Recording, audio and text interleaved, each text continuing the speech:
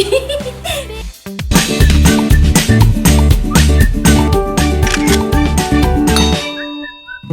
guys! Good morning! So for today, another video naman yung ipapakita ko sa inyo. Pasensya po kasi medyo matagal-tagal na rin ako hindi nakapagawa ng video kasi medyo na-busy din yung aking beauty.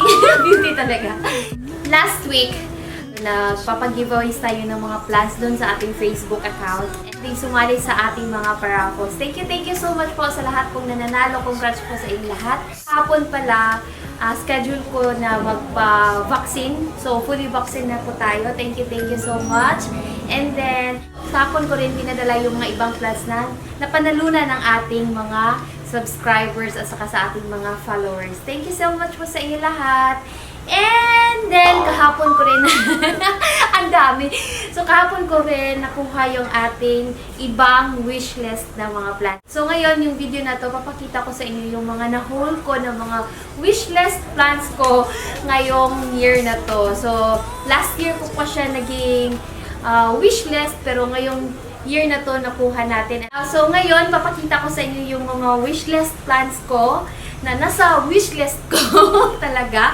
Kasi alam niyo naman, habang tumatagal tayo sa plant industry or sa ating pagiging plantita at saka plantito, magiging nag-upgrade din yung ating mga gusto na plant. So, nag-upgrade ng mas mura, na-upgrade siya from mura to medyo mas mahal na ng mga plants.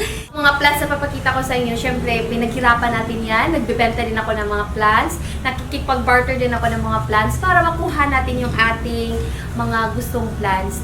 Isang good investment po yung mga na-haul. Kagabi, sinamahan ako ni Tito doon sa bus terminal, doon sa Rural Transit kasi kinuha natin yung ating na-mine online from Jensen City. And ngayon guys, pupunta kami doon sa bus terminal kasi kukunin namin yung nandun na si Tito sa likod.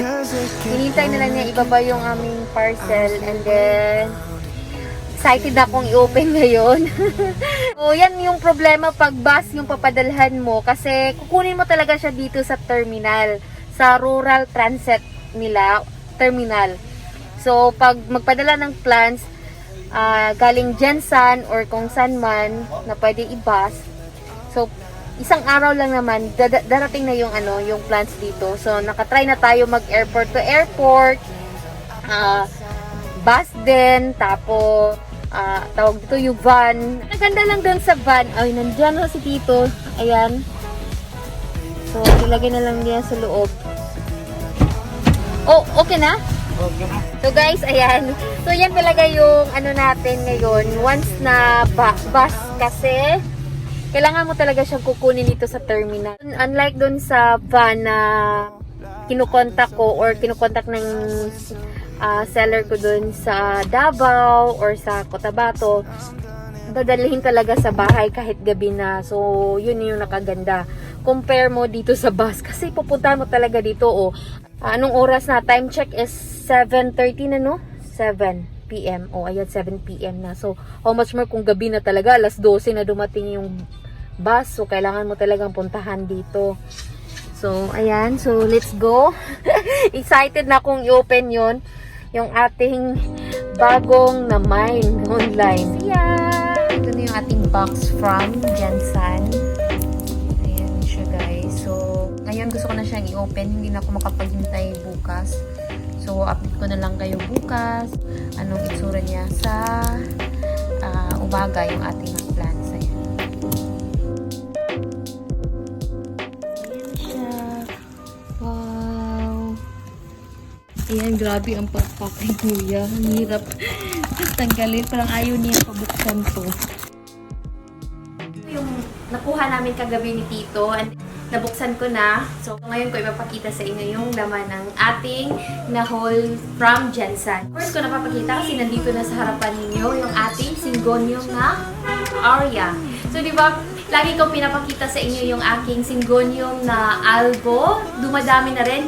Nabili ko siya mga 1 to 2 leaf last year. So, ngayon, nakita niyo naman kung gaano na siya kalago sa akin at saka gumanda. And then, marami na rin akong na-share doon sa aking mga followers, sa aking mga subscribers. And then, may nabenta na rin akong cuttings ng ating Syngonium albo. So, ngayon, Siyempre, isa na rin sa plant list natin yung ating Syngonium na Aria. Ayan siya. So, sa hindi nakakaalam po, medyo pricey talaga yung ating Syngonium Aria. And then, matagal na rin akong naghanap nito kasi pinag-ipunan ko pa talaga yung ating pambili ng ating Aria. Kasi nakakita ako ng isang dahon, binibenta online ng 3,500, isang dahon lang yan ha, mayroong 1,500, depende din sa variegation ng ating Aria at saka depende din sa liit ng ating Syngonium Aria. May nakita rin ako na 32 siya na dahon. Nung tinanong ko siya magkano yung kanyang Syngonium, nasa mga 165,000 pesos. Medyo mahal na siya, saka rare to find na po yung ating mga Syngonium Aria kasi balitaan ko na ino-hold na siya sa Thailand, kaya siguro mas nagmahal siya ngayon. Kaya nung nakita ko siya sa live, as in napamine talaga ako dahil sa first daw na mag-mine, makakuha siya ng philodendron na burley marks na variegated. Ayan, ito yung nakuha natin. Hindi ko to sa Jensen City. Nung binenta ni Kuya to nasa mga 9,000 pesos. Actually guys, hindi talaga ako nagsasabi ng mga presyo ng ating mga plants kasi ayaw kong sabi ninyo, grabe naman yan, mahal naman yan, makikita lang yan sa bukid. Grabe naman, makikita lang yan dun sa amin, ganyan. Ayaw kong mag-drag or mag-ano sa inyo na ganito kamahal yung mga na-invest ko. Siyempre sa akin, for now, mas maganda i-invest yung plants kung marunong ka naman magtanim, marunong ka naman magparami ng yung mga plants, mas maganda i-invest yung plants. Kung mapalago mo yung plants, mabenta mo, syempre, may profit ka na rin doon. So, ayan. So, ito yung aking na-mine. Nung isang araw naman ko to kang Kuya. Syngonium Aria, tingnan naman, ang ganda ng kanyang variegation. Green at saka yellow. Itong dito na part, ito tatlo. Perfect talaga siya na variegation. And then, meron din tayong nag-half moon na siya. And then, ito din. Tapos, may palabas na siya isang dahon. So, sleeves na po siya. Ayan. So, happy ako dito. Share ko sa inyo kung saan ko siya nabili. Nabili ko siya sa Gold David Ragas. So, lagay ka na lang dyan sa screen yung kanilang Facebook account. Shoutout natin yung team ng Gold David Ragas. Kang Ma'am Lynn, kang Ma'am Joanna, hi po sa inyo, good afternoon. And also kang Kuya Alan, hi po sir. And also kang Ma'am Jackie, hi po, good afternoon po sa inyong lahat. Thank you so much po sa inyong sa inyong plants na napakaganda and also sa inyong pa-freebies. Ayan, thank you so much po. Gusto niyo mag-order ng plants or gusto niyo maghanap ng mga rare plants, pwede niyo silang i-message dito sa sa Golden David Bragas. Ayan. Next sa ating na-whole, so from Syngonium Aria na variegated and then sa ating philodendron na burley marks na variegated. So next, ipapakita ko sa inyo na whole ko.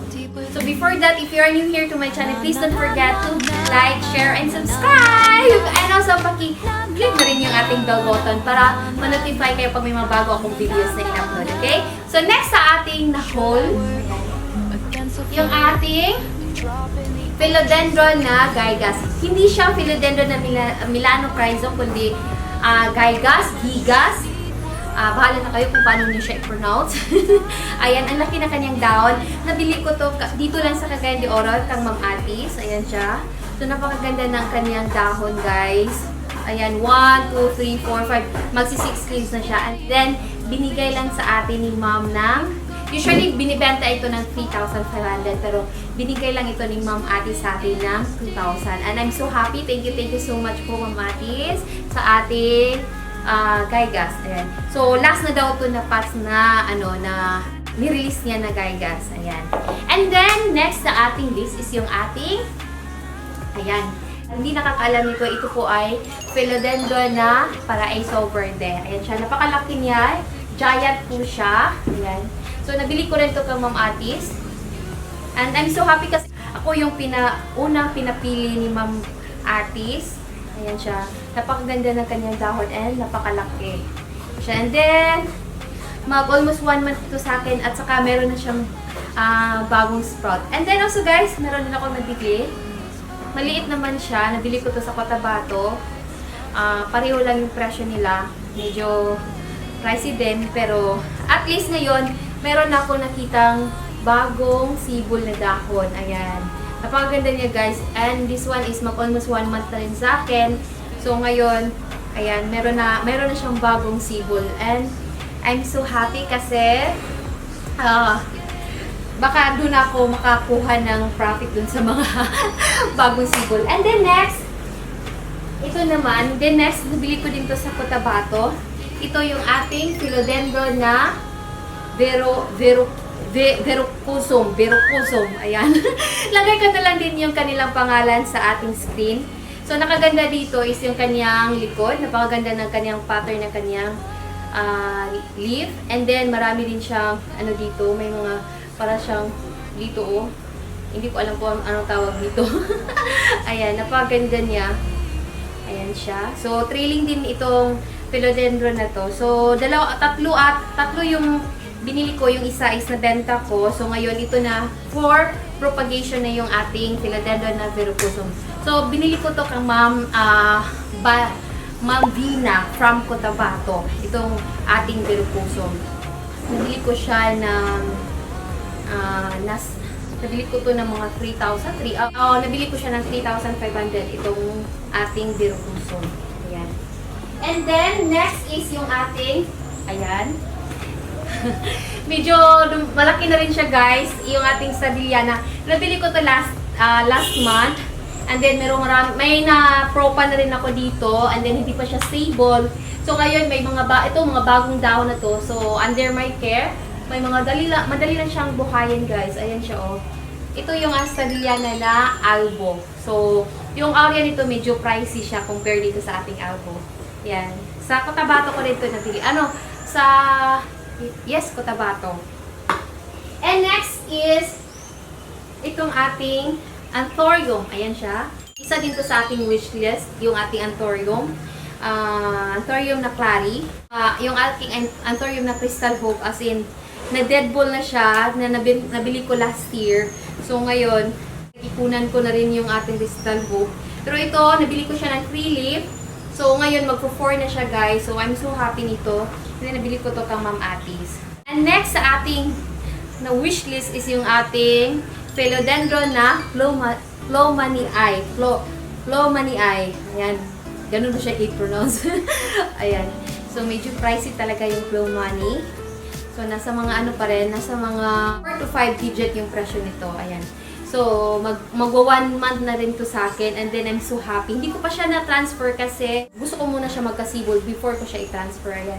3 na yung kanyang bagong dahon. So, 5 leaves na siya lahat. 5 leaves na siya lahat. Ayan. I'm so happy nito. Napakakapal ng kanyang dahon, guys. And then, yung kanyang petioles is, kanang malapad.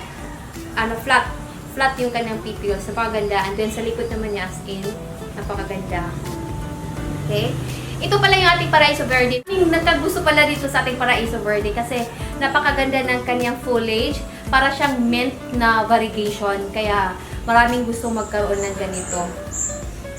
Isa na rin ako dun sa nagkagusto. As sa ating list na, as in, grabe pinag-ipunan ko talaga. Ang ilang buwan ko na rin siyang pinag-isipan. Ayan. Story na rin siya sa akin. Kaya, gusto ko rin siyang i-share sa inyo kung ano yun. Wait lang. Ayan. So, 2 patch kasi nilagay ko yung isang roots niya doon para maging, maging stable. Ayan siya. Ito yung ating monstera na albo. Para na rin siyang tiger na variegation or tinatawag nila, parang nagma-marble din siya, no? Ito ay Monstera albo. So, from Top Cut ito siya, guys. Nabili ko to kang Kuya Luloy. And then, yung mataas yung story nito. So, maybe next vlog ko na siya i-share sa inyo kaya medyo mataas na yung ating video. And then, share ko siya paano ko siya naripat. Basta, mayroong sentimental value yung itong ating Monstera albo. So, hope na mapalago ko siya at saka hope na maparami ko yung dahon nito. So, I'm so excited and i-share ko sa inyo next vlog kung paano ko siya na-acquire. So, ito lahat yung aking na-plant hole. And then, syempre, pinag-ipunan ko talaga to. At sana maparami ko to at saka sana mapalago ko sila. And then, at least man lang makabawi mo din dun sa ating investment. Ayan, so that's all for now, guys. And sana na-inspire ko kayo sa aking mga bagong na plant hole. So, ayan, thank you so much po. And before tayo mag-end yung ating vlog, mag-shoutout muna tayo. Shoutout to Ma'am Naistas Grass, and shoutout to Ma'am The Singing Plant Mudra, and then shoutout to Ma'am Simpling Garden, and also shoutout to Ma'am Mamshi Arian, and shoutout to Roots and Post, and also shoutout to Ma'am Crisil Zin Azarcon, and shoutout also to Lane Kangas. And last is shout out to Myra Nanilig. Hi po! Good afternoon sa inyo lahat. Thank you so much. And please don't forget to like, share, and subscribe. Bye! God bless sa inyo lahat. Ingat kayo lahat.